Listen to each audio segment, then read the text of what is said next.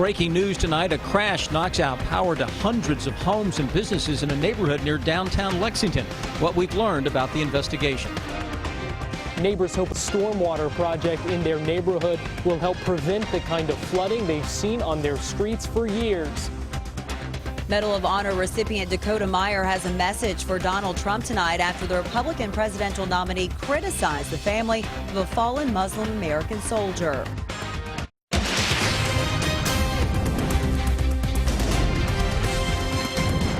WKYT News starts now with breaking news. Good evening to you. Hundreds of homes and businesses in Lexington have been without power for hours, all because of a crash. And right now, Kentucky utilities workers are still working to restore electricity. Police say the crash caused a car to flip and hit part of a utility pole on South Broadway near Pine Street. Monique Blair talked to some people who live in that area. She's live now with the breaking details. Monique? Yes, Sam and Amber, KU says about 450 people are without power right now in this vicinity, and they say they will likely be without power for several hours. And that's because if you take a look behind me at this electric pole, you can see it is snapped. So crews have to install a new one, which on average takes about 4 hours. Oh gosh, it was very scary because this actually is the second wreck in this spot within the last 2 weeks. Lexington police say around 8:30 Tuesday night, a van was turning from Pine Street onto South Broadway when it failed to yield to a stop sign, moving into the path of this SUV, causing the SUV to run into this power line and then flip onto its side. I saw a man. I didn't see him get out of the car. I saw him fall back on the ground. He looked scared. He didn't look hurt or anything, but he did look very shooken up. Police say luckily nobody was hurt, but the driver of the van was arrested on suspicion of drunk driving.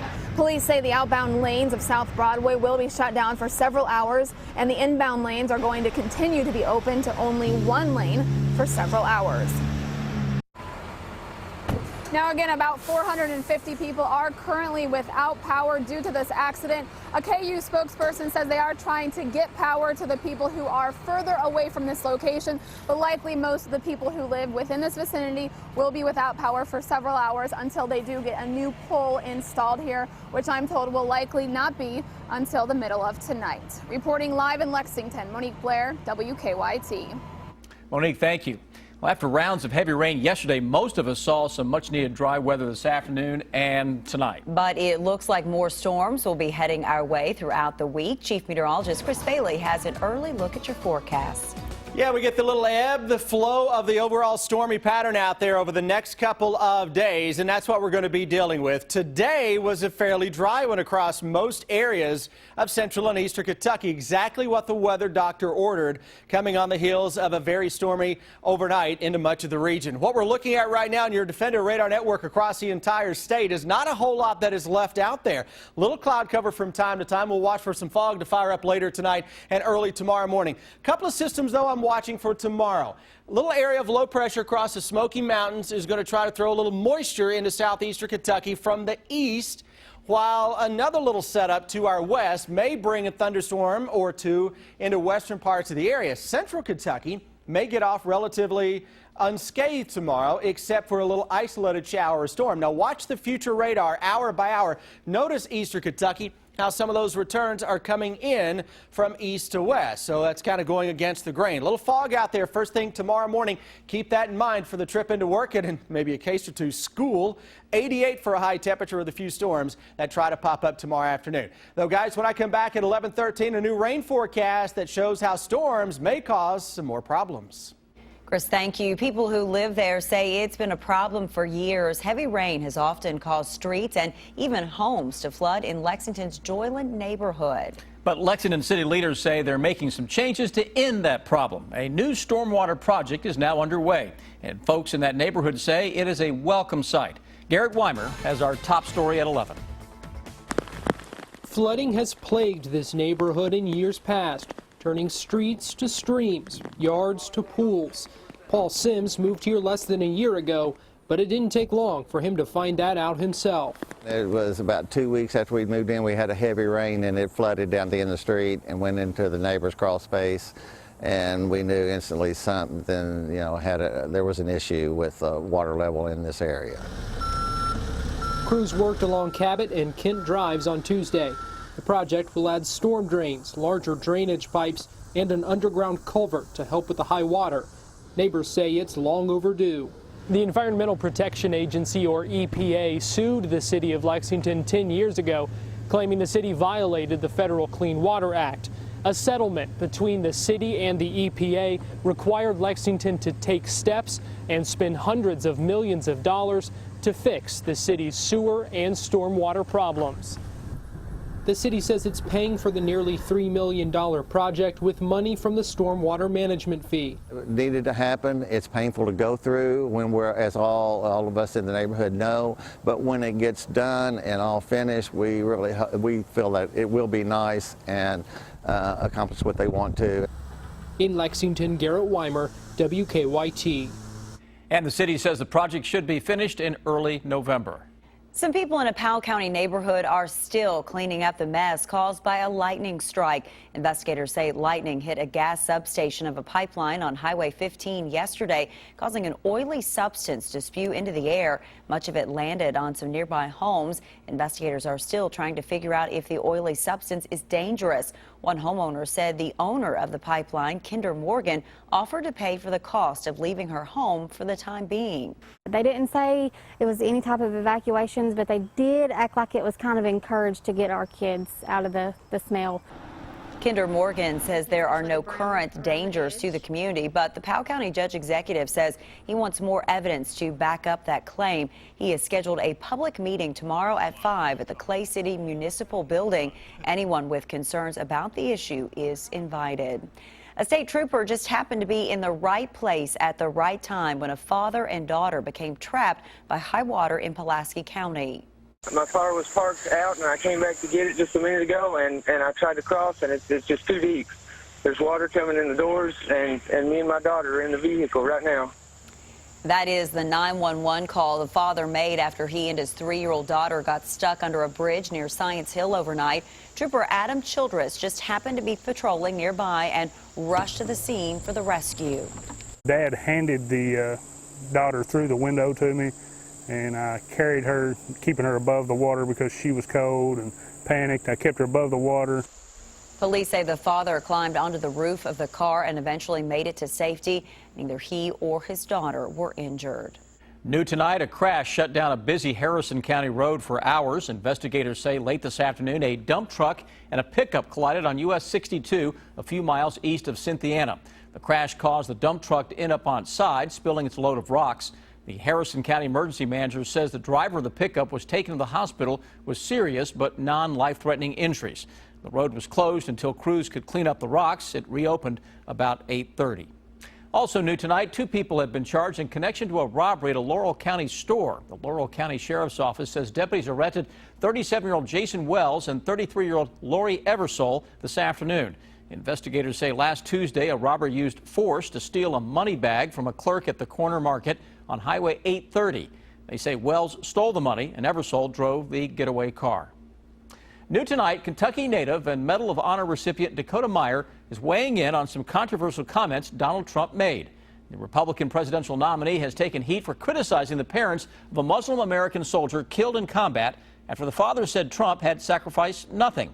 In a tweet today, Meyer said if Trump wanted to be the commander-in-chief, he needs to act like one, and he called on Trump to apologize to the soldiers' parents. Trump didn't mention the controversy during a rally in Virginia today, but Democrats are not letting the issue go. I mean, is there no limit to which this guy will descend? And he wants to be commander-in-chief? There has to be a point at which President Obama also said Trump's recent comments made him, quote, woefully unfit to be president. And after his rally in Virginia today, Trump was asked about the criticism he's received for not serving in the military during the Vietnam War.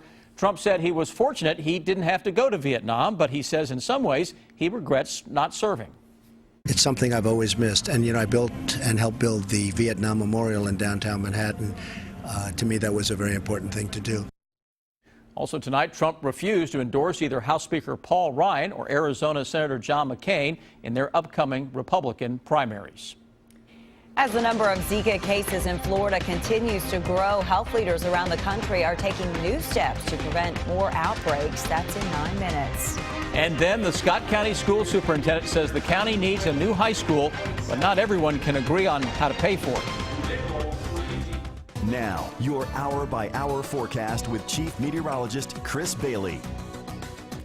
Temperatures out there this evening, a little on the muggy side. It's early August after all. The dog days roll on, and it is certainly feeling the part, but not so much because of the heat. It's the humidity. It's been the humidity all summer long because it can't stop raining out there. It's a rainforest. Look outside at the temps into the low and mid 70s into most of central and eastern Kentucky, and those numbers will not drop off very much at all as we go through the remainder of the overnight. 76 right now into Lexington. How do we look for the day tomorrow? Into the upper 80s, we'll flirt with 90 in a few spots, but you got to get full sunshine now. And keep in mind, with such a wet ground and everything green, the vegetation is lush. A lot of the sun's energy will go to evaporating moisture out of the ground instead of just purely heating up the atmosphere. So a chance for a scattered thunderstorm out there tomorrow afternoon. Few and far between bluegrass country. Something else to keep in mind early tomorrow morning. The fog, that's another byproduct of a very wet ground. Early tomorrow morning, right around the crack of dawn, a little after, look at those visibilities that can be down to a mile or under. You know how the fog can get around the rivers, the waterways out there. Slow down, take it easy. Sun will burn that away fairly quickly, though. Still an indication that some low clouds will hang on in the mountains of southeastern Kentucky as we go into the afternoon. Some clutter showing up there, so let's broaden out the view to show you. We don't have a whole lot to talk about across the Ohio Valley or the Tennessee Valley as of now. And again, through the day tomorrow, upper 80s, maybe tickling 90 on a car thermometer that will tend to run a little on the hot side anyway. All right, hour-by-hour forecast. It's brand new, and I mentioned to watch Thursday for a little complex of thunderstorms that'll try to roll across the region. Let's see what we can find on here, if I can catch my voice. 5 o'clock tomorrow afternoon, a little bit of thunderstorm action may come against the grain into southeastern Kentucky. Then across the western parts of the state, we will watch at least a scattered thunderstorm or two with this little area of low pressure. Models just don't know what to do with it at all. They know there's going to be something out there. This particular run takes it across southern Kentucky into late Thursday, and anytime on a computer model run for you weather enthusiasts out there, when you see something like this show up, chances are it's called convective feedback. That's a fancy term for saying the model is having a tough time handling thunderstorms out there. When I see that, I think, okay, that run's probably having some issues, and that's what we're seeing here. But it's got the theme overall with that little complex of thunderstorms racing across the region, or slowly inching across the region. I get used to saying racing with thunderstorms, slowly inching through the area on Thursday. Then for Friday, we get a cold front in here that may carry us into early Saturday and put the brakes on with some showers and thunderstorms. Now, that same computer model we were just looking at that has those issues is still trying to spit out some pockets of greater than an inch or two of rain, even with the issues. But the theme of that computer run is giving us the potential for some additional high water issues in some areas Thursday and then again on Friday. We may carry that into early Saturday. I think we catch a bit of a break on Sunday. Stress the I think part of that statement. Into early next week, any break will be short-lived, and some thunderstorms should creep back into the weather picture. Did you like all that fancy talk, convective feedback, bullseye, all this other stuff? I just heard same old, same old. That's what I heard. Yeah, that's pretty much it. Basically. In a nutshell. That's an easier way to describe it. There you go. Huh? Chris, thank you. Big words. Starbucks announcing today it's recalling millions of straws sold in its stores. The reason why in 8 minutes. Keep up with the latest news on WKYT.com. Join the conversation on Twitter and become a part of the WKYT Facebook family. Tonight, Florida health leaders say there are now at least 15 cases of the Zika virus, all of them in the Miami area, and they think these cases were likely transmitted by mosquitoes. This outbreak is now prompting health leaders in other parts of the country to step up efforts to get rid of mosquitoes. Weijia Zhang has the latest from Miami. Transmission of the Zika virus through mosquito bites has only occurred in Florida, but communities around the country are taking action. New York City is using special tablets to kill off mosquito larvae in its subway system. Standing water is a prime breeding ground. We've dealt with enough crises that we know the best way to deal with a crisis is to prevent it and to get ahead of it. Trucks are also spraying to kill mosquitoes in neighborhoods in Queens. In New Orleans, private companies are seeing a spike in business. Many nervous homeowners want to make sure their property gets treated. I certainly think that local backyard spraying is probably not a bad thing to do. I'm doing it. On Wednesday, crews here in Miami will begin aerial spraying of repellent in a 10-square-mile area surrounding the so-called Zika zone. The CDC is urging pregnant women to avoid the area because Zika is linked to microcephaly, a birth defect that leaves babies with unusually small heads. Visitors are getting the message. Florida is warm and hot, so I got repellent. I took the repellent with me. But the CDC is concerned that the mosquito carrying the Zika virus may be resisting insecticides.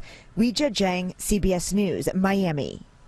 President Obama has asked Congress to approve nearly $2 billion to fight the Zika virus, but lawmakers left for a summer break without taking any action.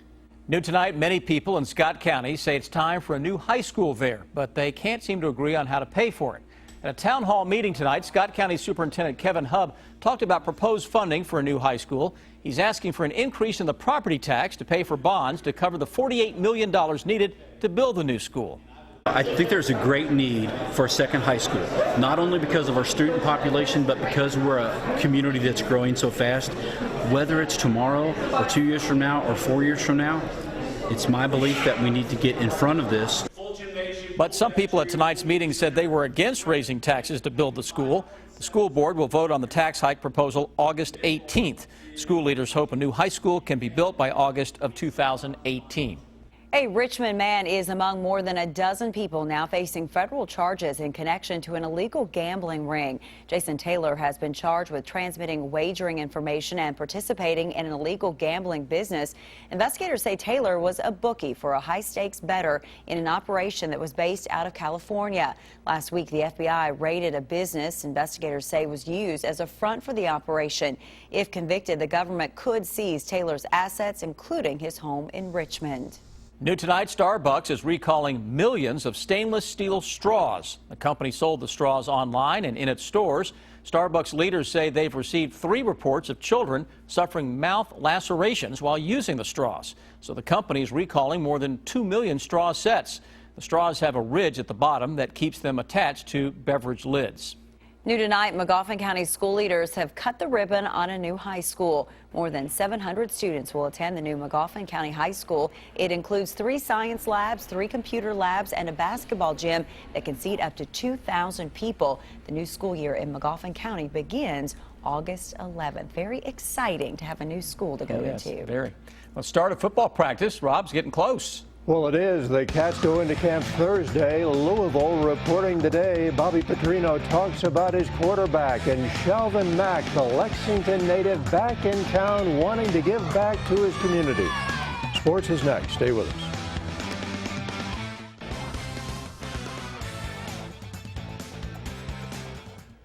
Tyler Eulis is looking forward to the Phoenix Suns training camp in September. The last couple of days, he has been back here in Kentucky at camps in Lexington and Louisville. Eulis was impressive in the Summer League. He averaged 14.5 points and better than 3 assists per game. Stepping up to the NBA, there is adjusting. It's just the game is a lot faster. You know, with the shot clock, it's 24 seconds instead of 30, so you know you have to pay attention to detail and be sharp at all times. I'm trying to rest, rest my body. It was a long summer with the workouts for the teams, preparing for the draft, everything. So I'm just trying to get a little rest and prepare myself for training camp. Lexington native Shelvin Mack also back in town this week, hosting a skills camp at the KBA. Mack says that he attended basketball camps as a kid, and he wants to give back by hosting camps here in his hometown. Shelvin's going into his 6th season in the NBA. He was traded to Utah in the middle of last season, and he says it's been a good fit for him. It was a great opportunity for me to get out there, showcase my skills. I was able to play more. I had a really great second half of the season once I got to start playing.